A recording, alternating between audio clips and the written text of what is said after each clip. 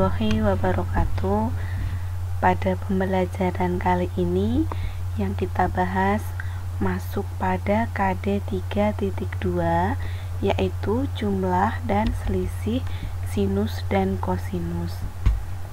Nah, untuk KD 3.2 di sini nanti yang akan kita pelajari kompetensi dasar kita yang berbunyi, yaitu membedakan penggunaan rumus jumlah dan selisih sinus dan kosinus. Sedangkan KD 4.2 menyelesaikan masalah yang berkaitan dengan rumus jumlah dan selisih sinus dan kosinus.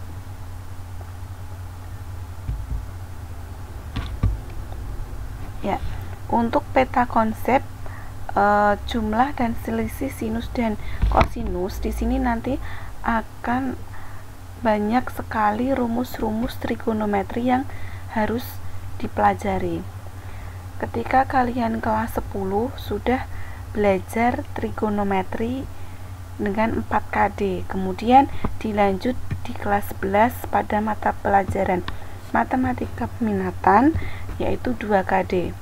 Nah, KD yang kedua di sini ini kita akan membahas rumus-rumus trigonometri. Nanti ada 5 submateri, yaitu trigonometri jumlah dan selisih dua sudut, kemudian sudut rangkap, sudut pertengahan, perkalian trigonometri, jumlah dan selisih sinus dan kosinus. Nah, untuk pembelajaran kali ini kita fokus pada trigonometri jumlah dan selisih dua sudut, yaitu yang dibahas pertama adalah sinus dua sudut. Jadi nanti kita akan fokus pada rumus jumlah dan selisih sinus dua sudut. Untuk yang kosinus dan tangen akan dipelajari pada pertemuan berikutnya. Ya.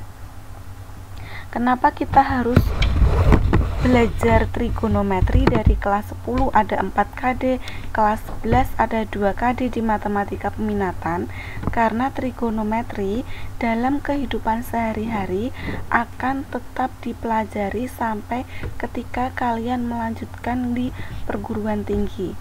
Contoh, ketika kalian masuk di jurusan teknik, jurusan kedokteran, jurusan arsitek, kemudian farmasi, semuanya menggunakan trigonometri.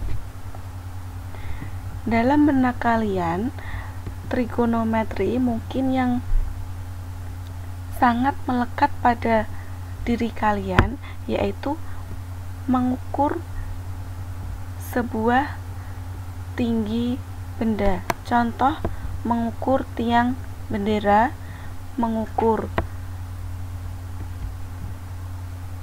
suatu bangunan yang tinggi yang puluhan meter yang harus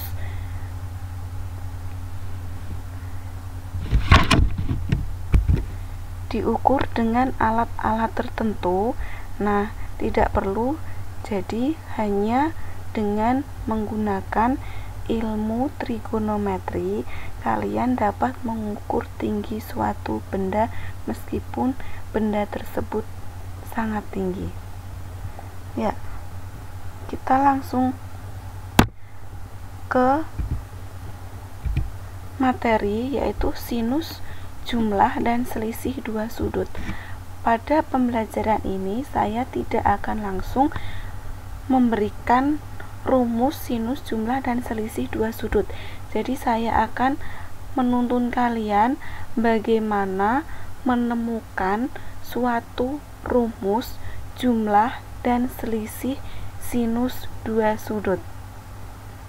Kita akan belajar bersama dengan menggunakan ilmu trigonometri yang pernah kalian dapatkan di kelas 10 maupun di kelas 11 ketika KD 3.1. Ya, di sini ketika sebuah lingkaran dengan titik pusat di O dan jari-jarinya satu satuan dan OP sama dengan 1, seperti gambar berikut. Perhatikan, jika ada sebuah lingkaran ini saya potong menjadi 1/4 lingkarannya saja. Jadi titik pusatnya ada di O. Kemudian saya pilih satu titik sembarang di sini, misalkan P. Karena tadi jari-jarinya adalah satu satuan, maka OP di sini panjangnya atau jaraknya adalah 1. Kemudian di sini terlihat bahwa ada titik S, di mana titik S di sini ditarik dari titik P yang tegak lurus pada sumbu X, sehingga terbentuk segitiga siku-siku OPS yang siku-sikunya di S. Kemudian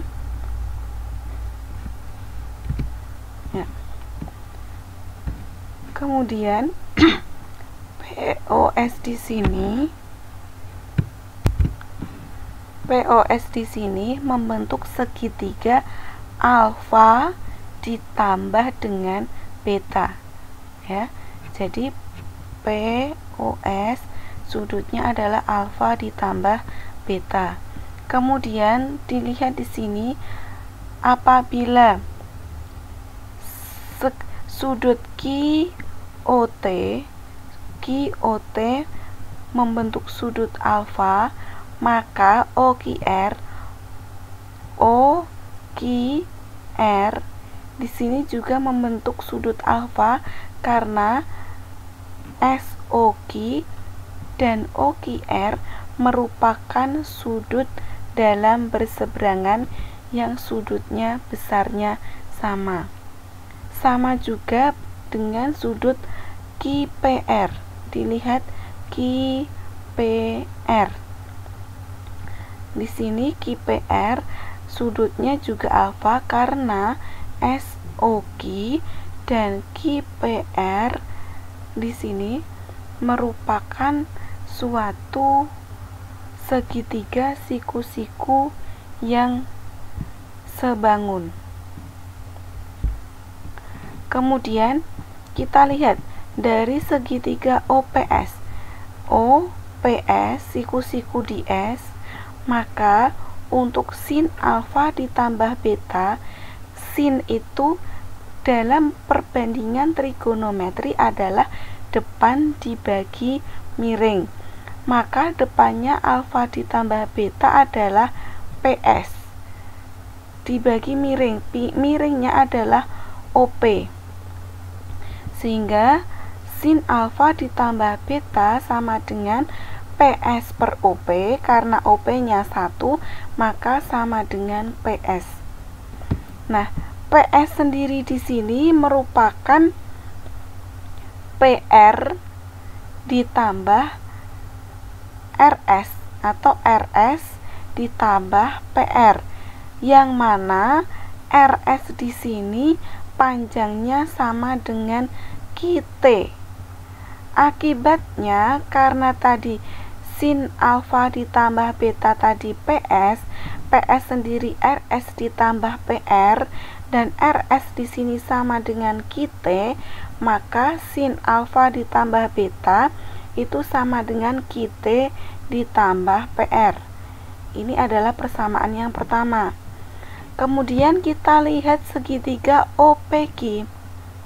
OPQ di mana siku-sikunya di Q. Kemudian apabila sin beta, sin itu tadi depan dibagi miring, maka depannya adalah PQ, miringnya adalah OP, sehingga sama dengan PQ dibagi OP, OP nya 1, berarti PQ dibagi 1 sama dengan PQ, sehingga sin beta sama dengan PQ. Kemudian untuk cosnya, cos beta, cos adalah samping dibagi miring. Sampingnya beta, karena segitiganya OPQ, maka sampingnya beta adalah OQ, miringnya OP, sehingga OQ dibagi 1 sama dengan OQ. Nah, jadi sin beta itu sama dengan PQ, sedangkan cos beta sama dengan OQ. Kemudian dari segitiga OQT dengan siku-sikunya di T, maka sin alfa, sin adalah depan bagi miring, berarti depannya QT, miringnya adalah OQ. Sin alfa sama dengan QT dibagi OQ. Kemudian sehingga QT-nya sama dengan sin alfa dikali OQ. Nah, tadi OQ sendiri di sini, OQ itu sama dengan cos beta, maka dapat diganti OQ ini sama dengan cos beta, sehingga QT itu sama dengan sin alfa dikali cos beta. Ini persamaan yang kedua. Kemudian dilihat segitiga PQR. PQR, segitiga PQR dengan siku-sikunya di R. Jadi untuk cos alfa karena cos itu samping bagi miring, maka sampingnya alfa pada segitiga PQR itu adalah PR dibagi miring, miringnya PQ. Ya, berarti cos alfa sama dengan PR dibagi PQ. Maka PR sama dengan cos alfa dikali PQ. Nah, PQ di sini tadi PQ sama dengan sin beta, maka diperoleh PR sama dengan cos alfa dikali sin beta. Ini adalah persamaan yang ketiga. Kemudian dari persamaan 1, 2, dan 3 kita dapatkan di sini persamaan 1 dulu. Sin alfa ditambah beta tadi sama dengan QT sama dengan PR. Nah, QT sendiri tadi adalah dari persamaan 2, yaitu sin alfa dikali cos beta. Ya, QT diganti sin alfa cos beta. Ditambah PR, PR-nya adalah cos alfa sin beta, di sini cos alfa sin beta. Kemudian ini merupakan rumus jumlah dua sudut untuk sin. Jadi sin alfa ditambah beta sama dengan sin alfa cos beta ditambah cos alfa sin beta. Sekarang kita mencari rumus yang selisih sin dua sudut. Kita turunkan dari rumus jumlah tadi. Perhatikan, apabila betanya diganti dengan negatif beta, maka sin alfa ditambah negatif beta. Dari rumus penjumlahan sinus dua sudut diperoleh sin alfa cos min beta, karena di sini min beta, ditambah cos alfa sin min beta. Ya, sehingga sin alfa ditambah min beta sama dengan sin alfa. Nah, cos min beta dulu ketika awal pembelajaran bahwa cos yang nilainya negatif, cos min beta itu sama dengan cos beta. Sedangkan sin min beta itu sama dengan negatif sin beta. Sehingga diperoleh di sini sin alfa ditambah negatif beta ini sama dengan sin alfa dikurangi beta. Sama dengan sin alfa cos beta dikurangi, karena di sini min berarti dikurangi cos alfa sin beta. Ya, kesimpulannya rumus sinus jumlah dan selisih dua sudut di sini ada dua, yaitu yang pertama sin alfa ditambah beta sama dengan sin alfa cos beta ditambah cos alfa sin beta. Kemudian apabila sin alfa dikurangi beta sama dengan sin alfa cos beta dikurangi cos alfa sin beta ya. Jadi di sini perbedaannya hanya dari tanda ditambah dan dikurangi. Ya, untuk contohnya, contoh yang pertama yaitu tentukan nilai eksak dari sin 75 derajat. Nah, untuk menentukan berapa sin 75 derajat, karena 75 derajat itu bukan sudut istimewa, maka kita akan menggunakan rumus jumlah atau selisih sinus dua sudut. Ada beberapa opsi di sini. Perhatikan, dari 75 derajat ini dapat diperoleh dari 30 ditambah 45, atau 45 ditambah 30, atau 120 dikurangi 45, atau 135 dikurangi 60. Perhatikan, apabila kalian menggunakan rumus sinus dua sudut dan tidak diketahui dengan hal yang lain, maka untuk menentukan alfa dan menentukan beta di sini harus sudut istimewa. Sudut istimewa tidak harus berada di kuadran 1, dapat di kuadran 2, kuadran 3 maupun kuadran 4. Contohnya di sini, sin 75 derajat dapat diperoleh dari sin 120 dikurangi 45 derajat. 75 derajat ya. 120 ini sudut istimewa di kuadran 2. Ini 135 derajat juga sudut istimewa di kuadran 2. Apakah nanti apabila nilai alfa dan betanya tidak sama, apakah hasilnya di sini semua sama? Ya, jelas pasti hasilnya sama.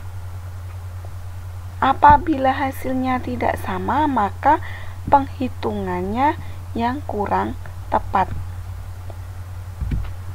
Nah, di sini apabila 75 derajat ini diuraikan menjadi misalkan 50 ditambah 25 atau 60 ditambah 15. Perhatikan di sini 50 dan 25 bukan sudut istimewa. Jadi apabila nanti diuraikan, maka nanti juga tidak akan ketemu kecuali menggunakan kalkulator.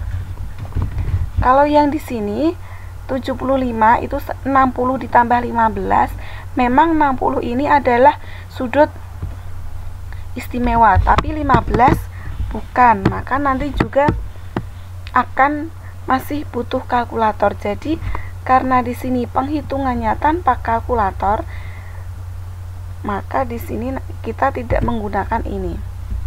Pilihlah opsi yang menggunakan sudut istimewa. Contoh, saya akan menggunakan yang pertama di sini, sin 75 derajat sama dengan sin 30 ditambah 45 derajat. Kemudian jadi ini adalah alfanya 30 derajat, betanya 45 derajat. Diuraikan dengan menggunakan rumus yang kita cari tadi, sin 30 dikali cos 45 ditambah cos 30 dikali sin 45. Ya, sin 30 setengah, cos 45 setengah akar 2, cos 30 setengah akar 3, sin 45 setengah akar 2. Sehingga setengah kali setengah seperempat akar 2, setengah kali setengah seperempat akar 3 kali akar 2 akar 6. Maka kalau disederhanakan menjadi seperempat dikali akar 2 ditambah akar 6. Atau disederhanakan lagi sama dengan seperempat akar 2 dikali 1 ditambah akar 3. Ini kalau dikalikan seperempat akar 2 ditambah seperempat akar 6 sama. Nah, apakah nanti kalau kita menggunakan yang kedua, ketiga, keempat apakah sama atau tidak? Maka kita akan buktikan dulu. Salah satu, kita akan menggunakan selisih. Sin 75 derajat sama dengan sin 120 dikurangi 45. Ini sama-sama sudut istimewa. Nah, apakah nanti hasilnya juga sama? Kita uraikan menggunakan rumus selisihnya. Negatif dikurangi, maka ini juga dikurangi. Sin 120 berada di kuadran 2, sin positif. Sehingga setengah akar 3, cos 45 setengah akar 2 dikurangi cos 120. Cos 120 di sini di kuadran 2, maka cosnya adalah negatif. Maka negatif setengah. Sin 45 setengah akar 2. Sehingga setengah kali setengah seperempat, akar 3 kali akar 2 akar 6. Negatif kali negatif positif, setengah kali setengah seperempat akar 2. Kalau disederhanakan seperempat kali akar 6 ditambah akar 2, atau seperempat dikali akar 2 ditambah akar 6. Disederhanakan lagi, seperempat akar 2 dikali 1 ditambah akar 3.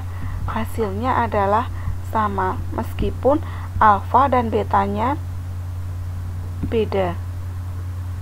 Ya, begitu. Jadi nanti kalau kalian mengerjakan suatu soal tersebut tidak harus menggunakan alfa dan beta yang sama. Jadi setiap anak bisa berbeda, asalkan nanti hasilnya harus benar, sama. Kemudian contoh yang kedua, diketahui sin X sama dengan 4/5, cos Y sama dengan negatif 7/25. Untuk X dan Y berada di kuadran 2, maka sin X dikurangi Y sama dengan titik-titik. Diperhatikan di sini X dan Y berada di kuadran 2. Kalau X dan Y-nya berada di kuadran 2, maka sinnya positif dan cosnya negatif. Kita buat segitiga siku-siku.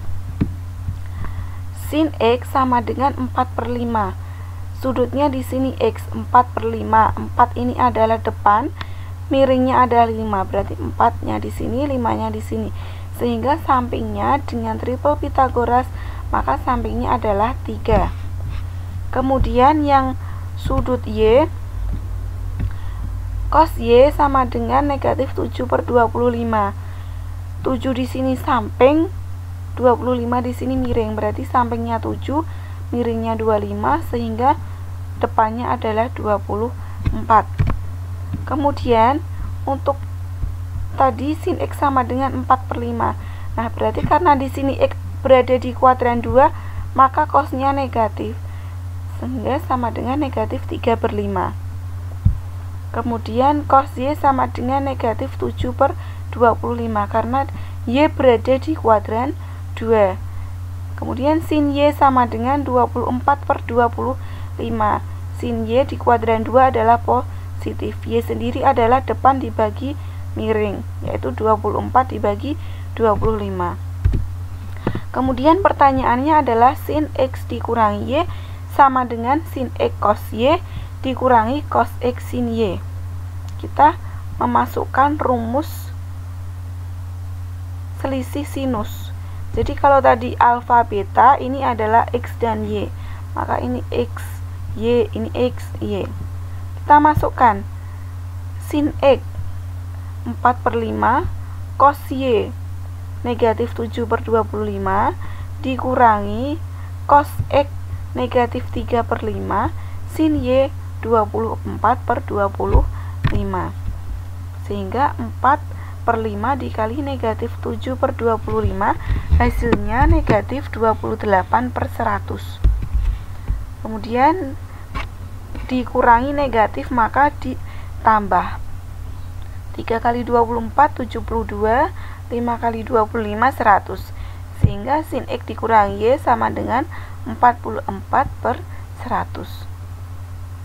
Hasilnya adalah 44/100, atau dapat disederhanakan menjadi dibagi 4 menjadi 11/25. Seperti itu. Nah, di sini untuk latihannya ada 2 soal. Yang pertama, tentukan nilai dari sin 165 derajat. Silakan kalian menentukan alfa dan betanya sendiri. Boleh memakai jumlah, boleh memakai selisih, asalkan hasilnya sama dan benar. Kemudian yang kedua di sini diketahui sin A dan cos B. Untuk X, ini A dan B. Untuk A dan B adalah sudut lancip. Saya ganti dengan A. Y adalah sudut B. Maka tentukan nilai sin A ditambah sin B.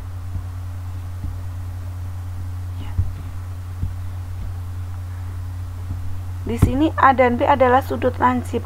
Kalau sudut lancip artinya A dan B di sini merupakan kuadran 1. Jadi silakan dicoba dulu di catatan kalian sebagai latihan. Apabila ada pertanyaan dapat ditanyakan ke saya. Terima kasih. Semoga bermanfaat. Demikian dari saya. Wassalamualaikum warahmatullahi wabarakatuh.